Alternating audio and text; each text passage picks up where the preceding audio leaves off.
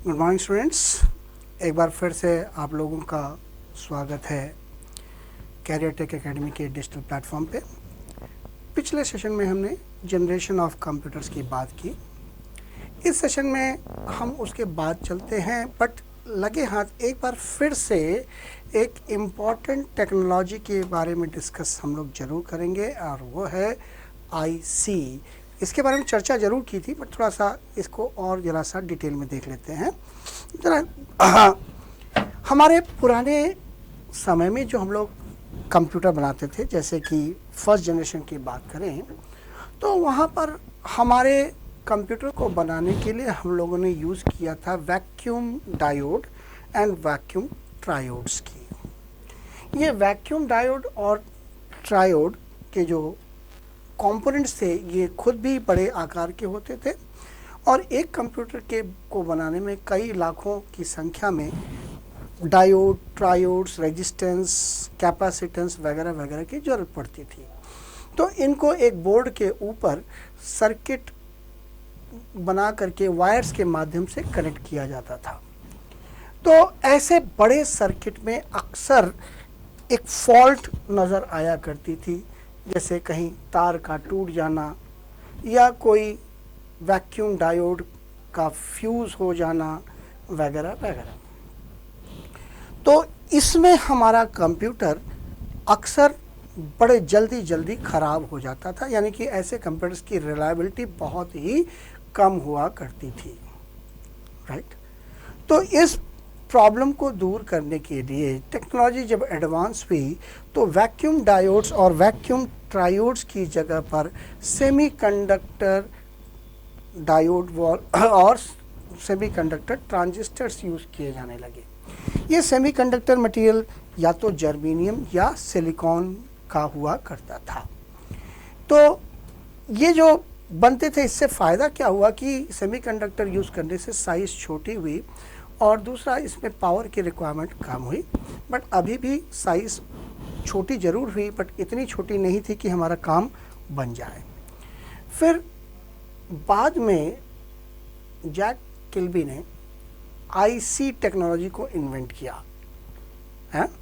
IC यानी कि integrated circuit. Integrated circuit में हमारे पास जो कंप्यूटर होते थे, वो उसमें जो कंपोनेंट्स हम लोग बनाते थे, वो कंपोनेंट्स हमारे एक छोटे से जर्मेनियम के चिप के ऊपर बनाते थे। शुरुआत में जब इन्वेंशन हुआ था, तो एक चिप के ऊपर हमारे सैकड़ों कंपोनेंट्स बनाए जाने लगे, और इसको नाम दिया गया SSI, स्मॉल स्केल इंटीग्रेशन। बाद में ऐसे ही एक सिंगल चिप के ऊपर हजारों सर्किट बनने लगे, और इसको नाम दिया गया LSI, लार्ज स्केल इंटीग्रेशन। फिर टेक्नोलॉजी का और विकास हुआ, और अब उसी पर्टिकुलर एक छोटे से चिप के ऊपर, उतने ही बड़े चिप के ऊपर हमारे लाखों बनने लगे। तो लाखों की संख्या में जब हुआ, तो इसको नाम दिया गया VLSI, very large scale integration, right. और फिर आजकल जो हम लोग टेक्नोलॉजी यूज़ करते हैं, वहाँ पे करोड़ों की संख्या में, tens and millions of billions of components are being fabricated on a very small chip. This is known as ULSI, ultra large scale integration. Now ये जो टेक्नोलॉजी में एडवांसमेंट होते गए, इसकी वजह से हमारे कंप्यूटर की साइज़ छोटी होती गई, उसका कॉस्ट कम होता गया, उसके एफिशिएंसी बढ़ती गई, पावर रिक्वायरमेंट्स कम होता गया, और उसकी रिलायबिलिटी भी काफ़ी ज़्यादा हो गई, बढ़ गई, राइट। ये जो हमारा इंटीग्रेटेड सर्किट है, ये सिलिकॉन के एक पतले से वेफर के ऊपर, जिसके ऊपर हमारे कंप्यूटराइज्ड ड्राइंग के रूप में पैटर्न को हम लोग अपने कंपोनेंट्स को ड्रॉ करते हैं, और उसको फिर ढक दिया जाता है किसी पर्टिकुलर मटेरियल से, जिससे कि वो एक्सपोज ना हो हीट को, एक्सपोज ना हो टच को, एक्सपोज ना हो हमारे पोल्यूशंस को। जिस पे हमारे कोई डर्ट पार्टिकल्स आके ना बैठें। इससे हमारा ये जो सर्किट है ये रिलायबिलिटी इसकी बढ़ जाती है। और कॉस्ट को बताने के लिए हमने बताया था कि एक बड़े से पतले वेफर के ऊपर कई सेम पैटर्न के आईसी फैब्रिकेट किए जाते हैं, फिर बाद में उसको छोटे टुकड़ों में तोड़ करके पिन से कनेक्ट करके प्रोटेक्टिव हाउसिंग में डाल दिया जाता है। अगर हमारे उसके पिंस 2 रो में है तो उसको कहेंगे डुअल इनलाइन पैकेज। अगर पिंस बहुत ज़्यादा हैं, आमतौर पे 64 या उससे ज़्यादा, तो उसको एरे के रूप में अरेंज करते हैं, उसको बोलते हैं PGA, पिन ग्रिड एरे। और इसमें हमारे 2 पिन के बीच में 0.1 इंच की दूरी होती है। आईसी को यूज़ करने के जो एडवांटेज है वो क्या है? नंबर 1, कॉस्ट बहुत कम हो जाती है। नंबर 2, हमारे ऑपरेशन की स्पीड बढ़ जाती है, यानी कि फास्ट वर्किंग होता है। Number 3, IC are more reliable, जल्दी ख़राब नहीं होते। हमने बताया इसका एवरेज लाइफ स्पैन 20 से 25 साल के ऊपर का होता है। एवरेज की बात कर रहा हूँ, इससे भी ज़्यादा होता है। स्मॉलर इन साइज़, हमारे साइज़ बहुत छोटे हो जाते हैं। And low consumption of power, हमारे पावर का कंजम्पशन भी बहुत कम हो जाता है। राइट, ये था हमारे आईसी के बारे में। अब चलते हैं हम लोग नए टॉपिक के ऊपर। ये पुराने ही जो हमारा सेशन था उसके बारे में हमने आईसी पढ़ा था, उसका एक थोड़ा सा एक समरी हमने पढ़ा। अब आ जाते हैं हम लोग क्लासिफिकेशन ऑफ कंप्यूटर्स। अगर हम कंप्यूटर को क्लासीफाई करना चाहें तो हमारा कंप्यूटर अलग अलग तरीके से क्लासीफाई किया जा सकता है। तो यहाँ पे हम 2 तरीके से क्लासीफाई करने की कोशिश करेंगे। पहला तरीका on the basis of size, speed and cost, और दूसरा तरीका उनके वर्किंग प्रिंसिपल या वर्किंग नेचर के हिसाब से। तो अगर हम कंप्यूटर को अलग अलग तरीके से क्लासीफाई करें, पहली बार हम लोग बात करते हैं स्पीड, साइज एंड कॉस्ट के हिसाब से, तो हमारे कंप्यूटर मोटे तौर पे 4 तरह के होंगे। हमारे कंप्यूटर मोटे तौर पे 4 तरह के होंगे। कौन कौन से? Micro computer, mini computer, main frames, और लास्ट में सुपर कंप्यूटर। तो अगर साइज को आधार माना जाए या स्पीड को आधार माना जाए या कॉस्ट को आधार माना जाए तो हमारे कंप्यूटर 4 तरीके से क्लासिफाई किए जा सकते हैं: micro, mini, main frames and then the super computers. Right, जरा सा जल्दी से इन सभी के बारे में थोड़ा थोड़ा समझने की कोशिश करते हैं। सबसे पहले बात करते हैं हम लोग माइक्रो कंप्यूटर्स की। ये जो माइक्रो कंप्यूटर्स हैं ये हमारे कंप्यूटर्स की सबसे निचली श्रेणी है मानी जाती है, यानी कि साइज़ भी इसका छोटा, इसकी कीमत भी कम, इसकी स्पीड भी सबसे कम मानी जाती है। यानी कि ये छोटी साइज़ के, कम स्पीड के और लो प्रोसेसिंग कैपेबिलिटी के कंप्यूटर्स होते हैं। इसमें जो सबसे, अब ये हमारा जो माइक्रो कंप्यूटर होता है ये भी हमारा 3 तरह का होता है। माइक्रो कंप्यूटर को अगर आगे क्लासिफाई करें तो ये 3 तरह के होते हैं। पहला होता है पीसी, पर्सनल कंप्यूटर। दूसरा होता है पीसी एक्सटी, एक्सटी का फुल फॉर्म है एक्सटेंडेड टेक्नोलॉजी। और तीसरा होता है पीसी एटी, एटी का फुल फॉर्म है एडवांस्ड टेक्नोलॉजी। तो हमारा माइक्रो कंप्यूटर फिर से 3 पार्ट में डिवाइड होता है। पहला पीसी, दूसरा पीसी एक्सटी और तीसरा पीसी एटी। राइट, जो पीसी की बात करें, पर्सनल कंप्यूटर की बात करें, ये हमारा बहुत इनिशियल लेवल का कंप्यूटर है। शुरुआत में लोग जो हम लोग यूज़ किया करते, अब तो आप लोग सीधे सीधे पीसी एटी पे काम करते हो। हमने जब पढ़ाई शुरू की थी तो हम लोग ने पीसी पे काम करना शुरू किया था। इसमें जो हमारा प्रोसेसर, माइक्रो प्रोसेसर लगा होता है, ये बहुत ही एलिमेंट्री प्रोसेसर हुआ करता था, जिसको हम लोग नाम से नहीं उसके नंबर से जाना करते थे। इसमें जो प्रोसेसर लगा रहता था उसको हम लोग कहते थे 8086 या 8088 प्रोसेसर। ये इंटेल कंपनी के द्वारा बनाया जाता था। और भी कंपनियां बनाती थी, बट हम लोग के इंडिया में उस समय यही ज़्यादा यूज़ होता था, 8086 और 8088। ये जो माइक्रो प्रोसेसर होता था, इसकी प्रोसेसिंग कैपेबिलिटी बहुत स्लो होती थी। इन कंप्यूटर्स में बहुत ही नाम मात्र को मेमोरी होती थी। रैम की बात करें, रैंडम एक्सेस मेमोरी की बात करें, तो हमारे इन कंप्यूटर में 2 MB 4 MB इससे ज़्यादा मेमोरी नहीं होती थी। 2 MB या 1 MB से भी हम लोग ने काम करना शुरू किया था। It was so slow. और सबसे ख़ास बात, इस कंप्यूटर में कोई स्टोरेज डिवाइस जैसे हार्ड डिस्क वगैरह नहीं होते थे। केवल एक हम लोग यूज़ किया करते थे, वो था फ्लॉपी डिस्क। यानी कि अगर हमें कंप्यूटर पे काम करना है तो कंप्यूटर के अंदर कोई स्टोरेज का नहीं फैसिलिटी था, हमें बाहर से एक फ्लॉपी डिस्क लगा के काम करना पड़ता था। तो ये जब पीसी था, इसकी स्पीड बहुत ही स्लो थी।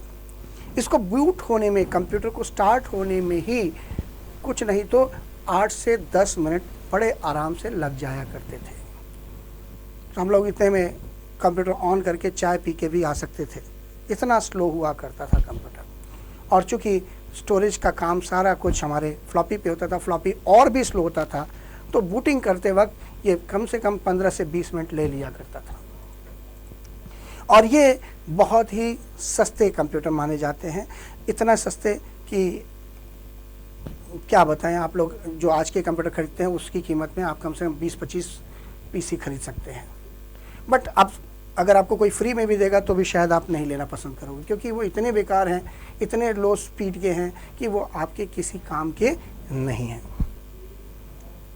फिर आया पीसी एक्सटी। एक्सटी का full form extended technology. PC XT और पीसी में कोई फर्क नहीं था, दोनों सेम ही हैं। पीसी एक्सटी एंड पीसी दोनों सेम है, यानी कि सेम वही प्रोसेसर, सेम वही रैम, बस इसमें एक एडिशनल चीज़ डाल दी गई थी, इसमें हार्ड डिस्क डाल दिया गया था। और ये हार्ड डिस्क जो है बहुत ही लो कैपेसिटी का था, यानी कि हम लोग ने जो शुरू किया था काम करना तो उस समय 60 MB 20 MB इस कैपेसिटी के हार्ड डिस्क आया करते थे। बट वो जो फ्लॉपी डिस्क से जो हम लोग की स्पीड मिलती थी उससे कम 1000 टाइम फास्टर ये काम करता था। तो ये हमें कंप्यूटर की स्पीड को बहुत बढ़ा दिया, जिससे कि हम लोग को काम करने में आसानी हुई। तो पीसी और पीसी एक्सटी में कोई फ़र्क नहीं, सिर्फ एक हार्ड डिस्क इसमें डाल दिया गया तो ये बन गया पीसी एक्सटी। और पीसी के एक्सटी के आ जाने से कंप्यूटर की ऑपरेशनल स्पीड थोड़ी सी बढ़ गई, अदरवाइज दोनों में कोई फ़र्क नहीं है। अब बात करें तीसरे की, PC 80। 80 stands for advanced technology. अब हम लोग ने जो बात की थी प्रोसेसर की, एक मिनट मैं ज़रा सा आपको कुछ बता दूं।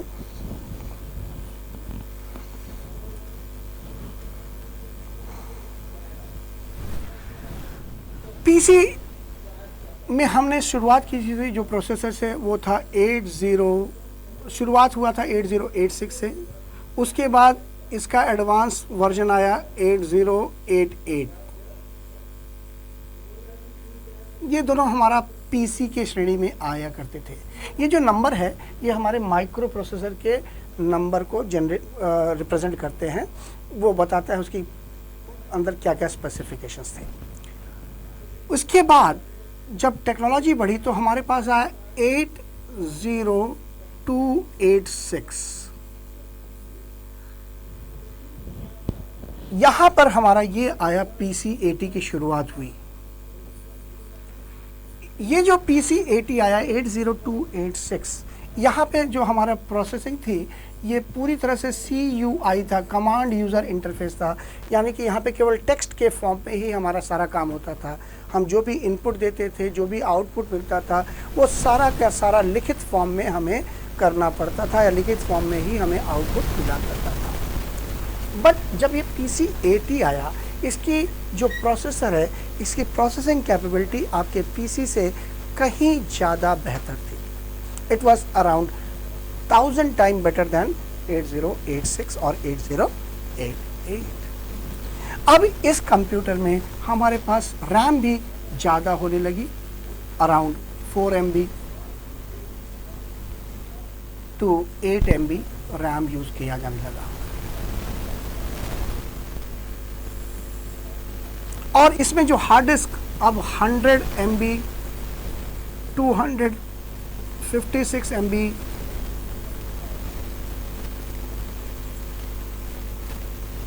तक यूज़ किया जाने लगा। फिर टेक्नोलॉजी और इम्प्रूवमेंट हुई, हमारे पास आया 80386। इसकी स्पीड इससे भी ज़्यादा, प्रोसेसिंग स्पीड, प्रोसेसिंग कैपेबिलिटीज ज़्यादा। यहाँ पर हमारे पास GUI ग्राफिकल यूज़र इंटरफेस, यानी अब ग्राफिक्स के फॉर्म में भी इनपुट और आउटपुट आने लगे। 8086 386 के बाद 80486 आया। इसके बाद पेंटियम 1 आया। ये नाम 80486 के बाद 586 आना चाहिए था, बट उसको नाम दे दिया गया पेंटियम 1, पेंटियम 2, इस तरह से आने लगा। ये इसलिए आने लगा क्योंकि इस पर कॉपीराइट एक्ट लागू नहीं होता था नंबर पे, तो हर एक कंपनी इसी नंबर से निकालती थी और उनको नुकसान हो रहा था इंटेल वालों को, तो उन्होंने कॉपीराइट से लगाने के लिए नाम दे दिया पेंटियम 1। पेंटियम 1 के बाद पेंटियम 2 आया। इसी दौरान सेलेरॉन भी आया।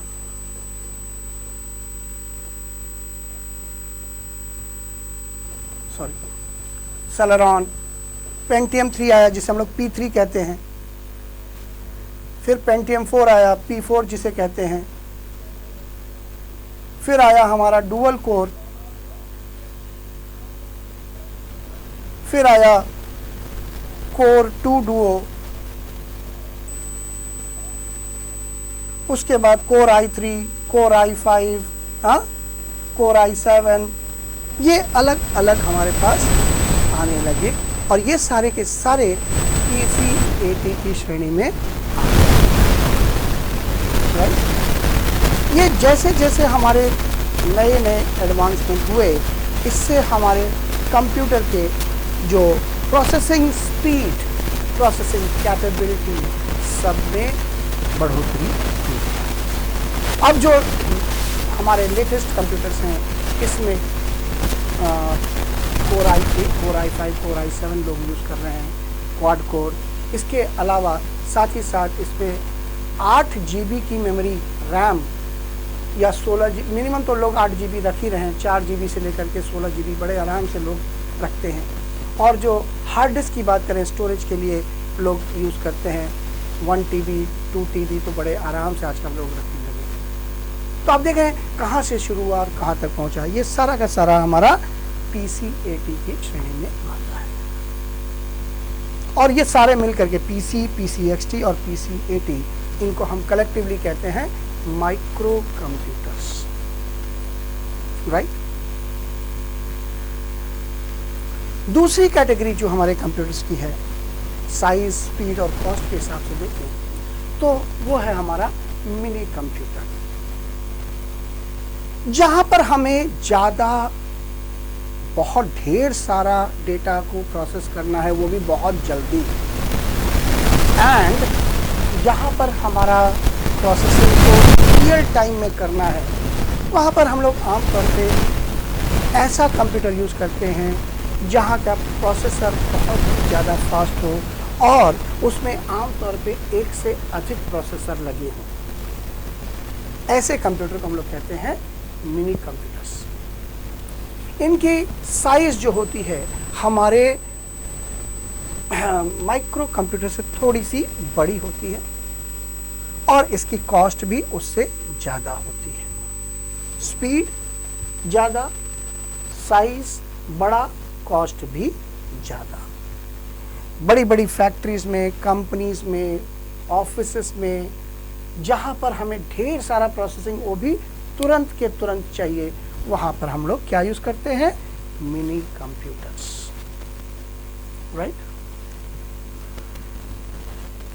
तीसरा जो क्लासिफिकेशन है वो है हमारा मेन फ्रेम कंप्यूटर्स। इसको हम लोग डायरेक्टली मेन फ्रेम भी कहते हैं। मेन फ्रेम कंप्यूटर्स बहुत ही हाई कैपेसिटी का एडवांस कंप्यूटर होता है। इसके एक सीपीयू का जो बॉक्स होता है वो एक छोटी अलमारी जितना बड़ा होता है। इसमें एक साथ कई प्रोसेसर होते हैं और एक ही प्रोसेस आपके सीपीयू से कई यूज़र अपना कीबोर्ड, माउस और मॉनिटर कनेक्ट करके एक ही कंप्यूटर पे एक साथ कई यूज़र काम करते हैं। यानी कि ये मल्टी यूज़र एनवायरनमेंट को सपोर्ट करता है। एक ही कंप्यूटर पे एक साथ कई लोग काम कर रहे हैं, अपना अपना कीबोर्ड, माउस और मॉनिटर जोड़ करके उसी कंप्यूटर पे सब लोग काम कर रहे हैं। बड़े बड़े यूनिवर्सिटीज़ में, रिसर्च इंस्टीट्यूट्स में, बड़े बड़े ऑर्गेनाइजेशंस में, वहाँ पर हमारा मिनी कंप्यूटर जहाँ पे फेल हो जाता है वहाँ पे लोग मेन फ्रेम्स को यूज़ करते हैं। ये मेन फ्रेम्स की तुलना में भी बहुत ज़्यादा, कम से कम सैकड़ों गुना ज़्यादा आपका कॉस्टली होता है। स्पीड भी बहुत ज़्यादा होती है। साइज़ हमने बताया एक छोटी अलमारी जितना बड़ी होती है, right. They are big in size, they are more costly and they are very very very fast, right.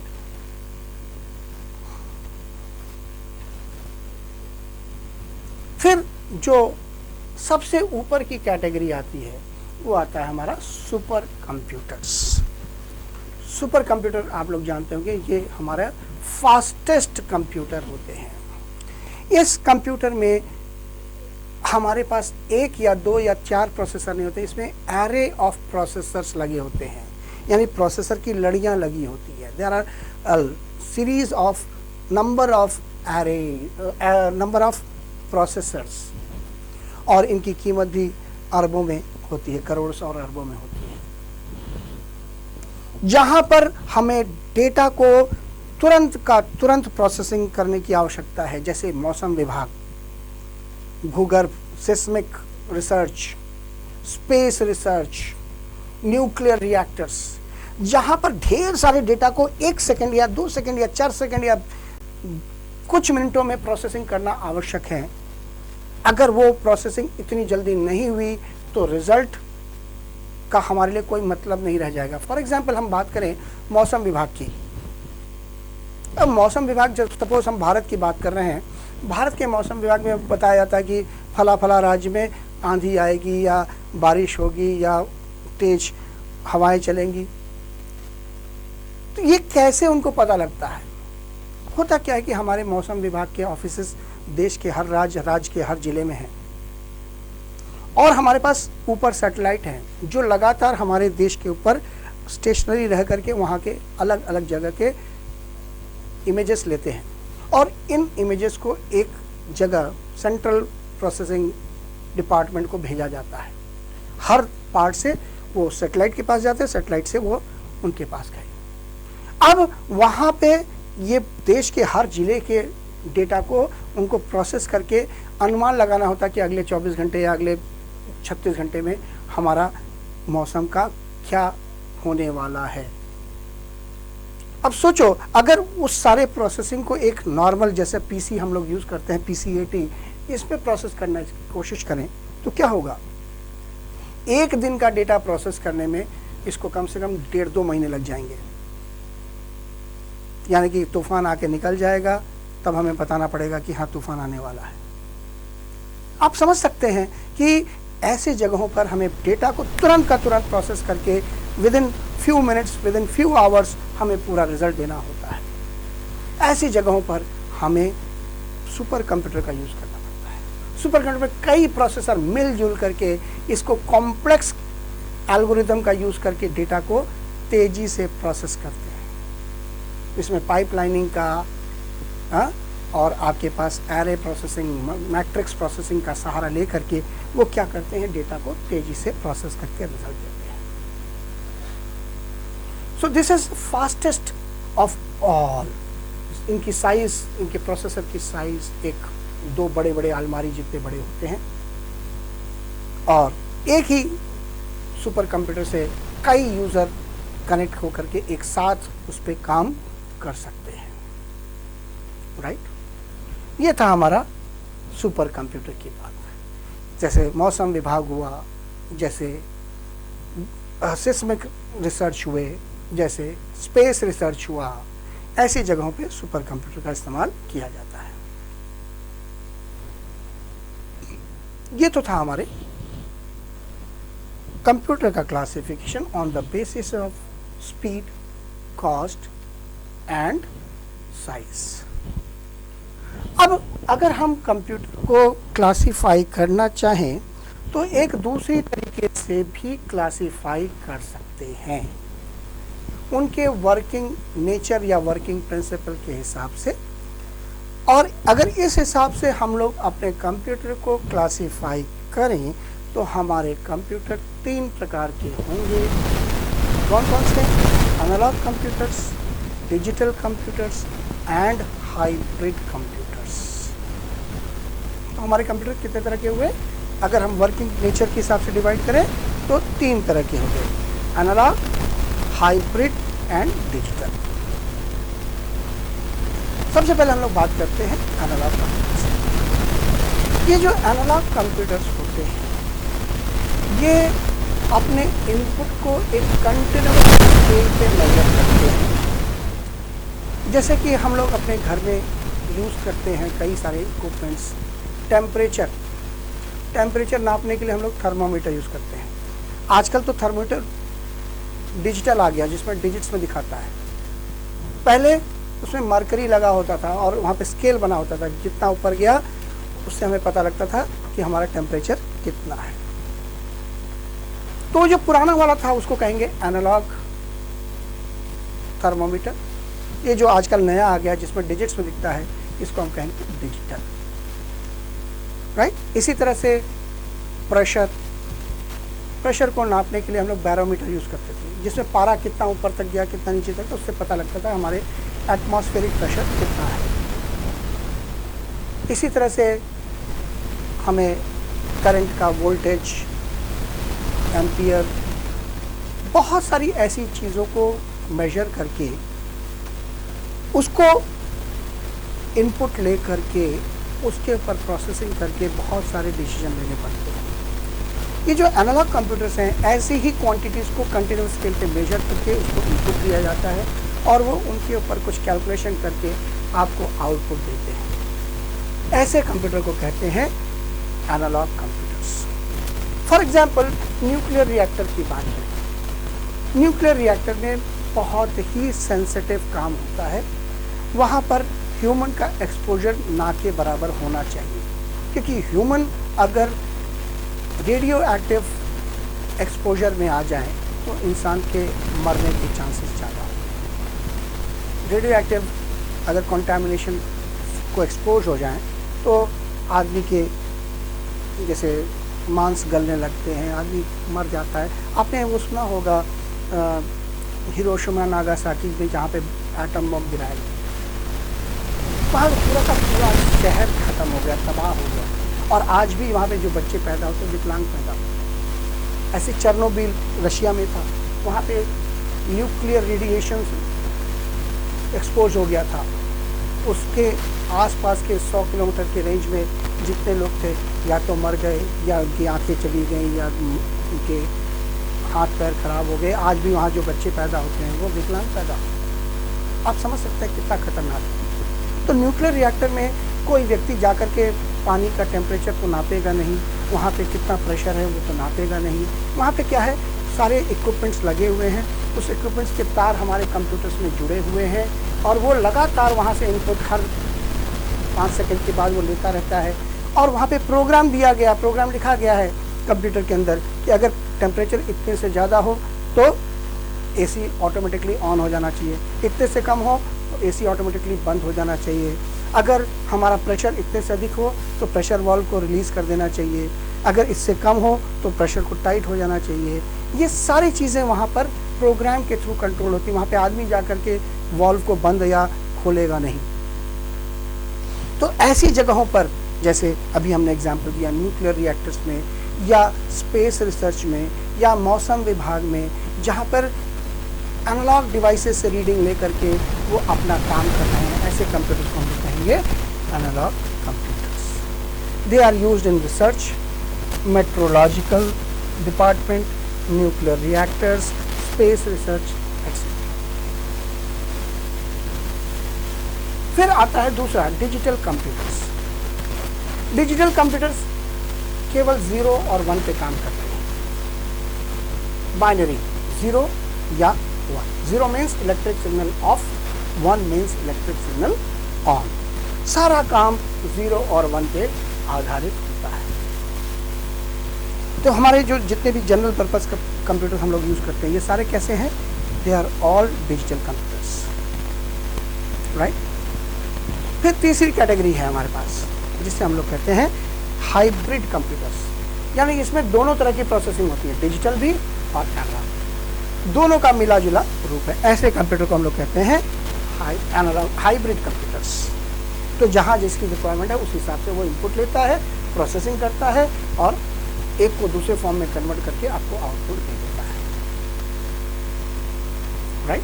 This is your hybrid computer. इसका भी इस्तेमाल वही metrological, space research, nuclear reactors जैसी जगहों पे होता है। आजकल तो जितने भी मेडिकल इक्विपमेंट्स हैं वहाँ पे भी ये हाइब्रिड यूज़ किया जाता है। आई होप आपको ये सारी चीज़ें समझ में आ गई होंगी। So this is all about your classification of computers. आज हम अपना सेशन को यहीं पे कंक्लूड करते हैं। जय हिंद, जय भारत।